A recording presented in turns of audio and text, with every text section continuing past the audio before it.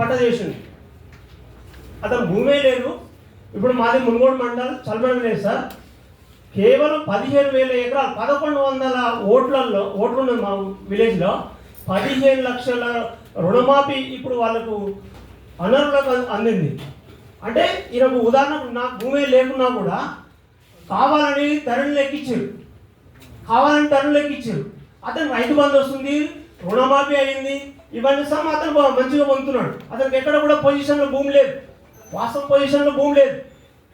మరి అతను ఎదుట నిజంగా పొజిషన్లో ఉన్నటువంటి కబ్జాలో ఉన్నటువంటి ప్రభుత్వ భూమిలో కబ్జాలో 40-50 సంవత్సరాలు ఉన్నటువంటి రైతుకి నేటికి అసలు భూమి పట్టలేదు. ఇప్పటికి ఆ రైతు తిరుగుతున్నాడు, పెట్రోల్ కోసం సావడము, లేదా పురుగుల మందులు తీసుకొని సావడము, ఏదో ఒక రకంగా అనేక రకాల ఇబ్బందులు పడుతున్నా only tahsildar, RDO plus joint collector అనేక కార్యాలయాల చుట్టూ తిరిగినప్పటికీ కూడా పరిష్కారం కావట్లేదు.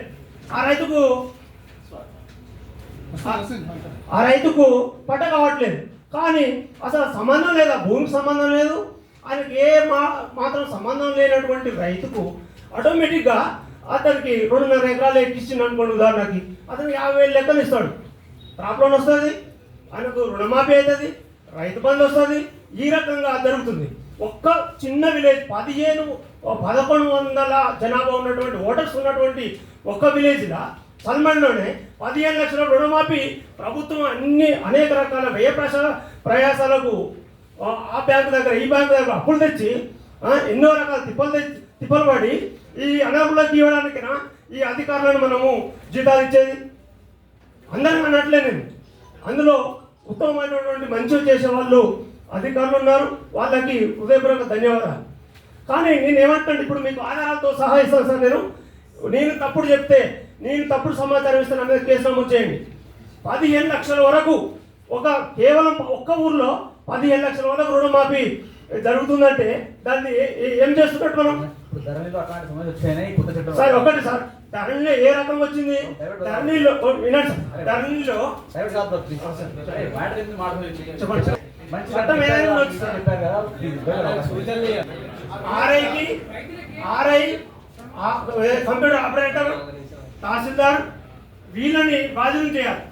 ఫస్ట్ బదిలీ అయినప్పుడు నేను తహసీల్దార్ అనుకోండి, బదిలీ అయినప్పుడు సంతకం పెట్టాలరా.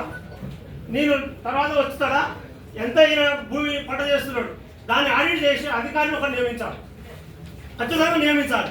ఆ ఆడిట్ చేసినటువంటి అధికారి ఏం చేస్తారంటే పలానా అధికారి, పలానా తహసీల్దార్, పలానా రాములు అంటే వచ్చి తప్పు చేసిండు అంటే ఏమైనా అతన్ని తొలగించడం, ఏదో ఒక రకంగా బాధ్యత చేసి అతను చేయాలి.